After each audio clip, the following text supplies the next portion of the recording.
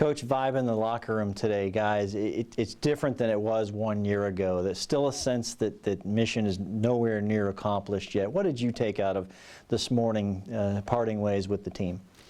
Yeah, I agree. I mean, I didn't like the way we left here last year. I was in a different role, but nonetheless I didn't like the way we left the building, and I had a lot better feeling. The finality of how the NFL season ends for 31 out of 32 teams, right. It hits me hard every year because it's you work, and then boom, it's over. You don't see them for 4 months. It's just a weird thing. I think I talked to the guys about the things that we accomplished, and as I said, only one team gets the ring, and the other 31 don't. I think we definitely set the bar higher moving forward. Change is going to happen. You're going to have changeover in the players. You're going to have possibly some changeover in the coaching staff. But I think we got a really good foundation, and I think the guys learned what it takes to win in the NFL. And I think we got something to build on moving forward. It was a good little core on this team. It was year number 2 for them. And essentially it's year number 2 for you as well. I mean, did it feel different year number 2, or did it feel like a year number 1 with the head coaching responsibility? Yeah, definitely year number 1 with the head coaching. It's a lot different when you're just focused on one side of the ball. When you're the lead man on all of it, it's a different feeling, and I really enjoyed it. And a lot of that is because I got a heck of a staff helping, and the players, we had really good buy-in. But at the same time, I learned a lot. I got to do better moving forward, just like we all do. I mean, we can't start next year 0-4 at home, even though we're on a nice 4-game winning streak right now, and let's continue that going in 17. How have you evaluated, you evaluated everything on the team. You evaluated the staff, evaluated yourself, how you'd like to do things differently moving forward? Yeah, well, I can't turn that around that fast as we've done it. I mean, that's what we do.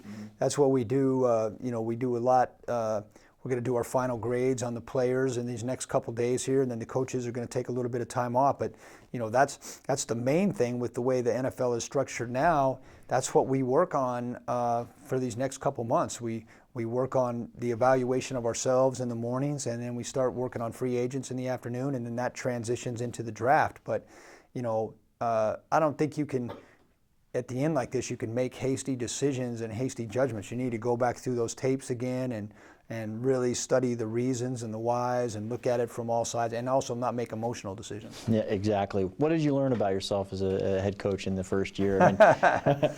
Well, I always thought that I could do it if I got the opportunity, and I enjoyed it a lot, but I also learned that you got to keep improving. You can't stand still, and that those decisions come at you fast and furious, especially on game day. And when you're right, and when you're wrong, everybody lets you know. So, I promise I'll do better. I'll do better next year. Obviously, Mike Smith is a name that the football world is talking about, and for good reason. The guy, he came in here and did a wonderful job. And do you have any thoughts on him becoming a head coach elsewhere? Because it's probably great for your pal, your good friend, but at the same time, it puts your staff in a position where you're now trying to adjust again defensively. Yeah, well, that's the NFL.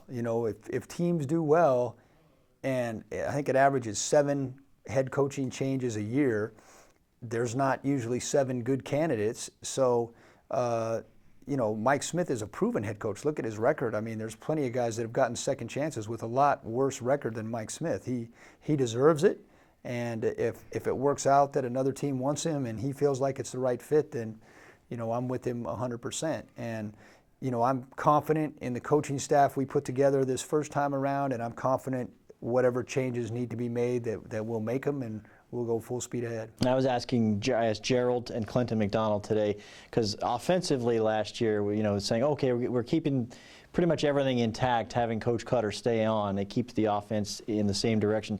Do you agree defensively that it needs to be as consistent as possible? Or if changes happen, your guys can adjust and still be effective? Well, what I told the players just a few minutes ago is change is inevitable. It's going to happen, and we just got to embrace it. We can't fear change, because that's the league, that's the NFL, And that's the debate that will be raging here for the next few days until these coaching searches settle down. We came a long way on defense this year. I think the number one stat that I'm most proud of our defense is going from 30th in the league in third down conversions to number 1 or number 2. I think number 1 in the league is that's a huge turnaround. So as a head coach, I would like for as little disruption as possible, but at the same time, I think these players are really resilient, and if we feel like it's in our best interest to step outside, then those guys are just going to have to trust my judgment, and we're going to have to go forward. Yeah.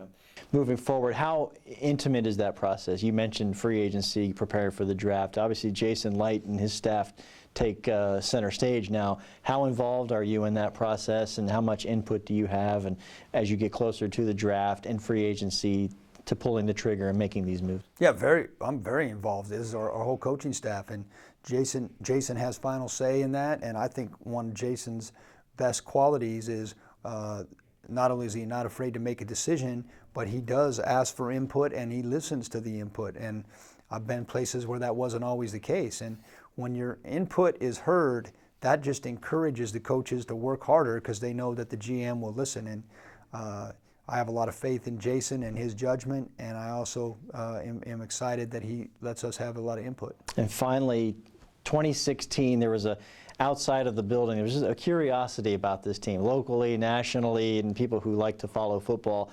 2017, it seems to be, there's going to be expectations on this franchise. Are you okay with that? And how does this team look moving forward, wearing that for the first time in a number of years, a team that's expected to accomplish some things?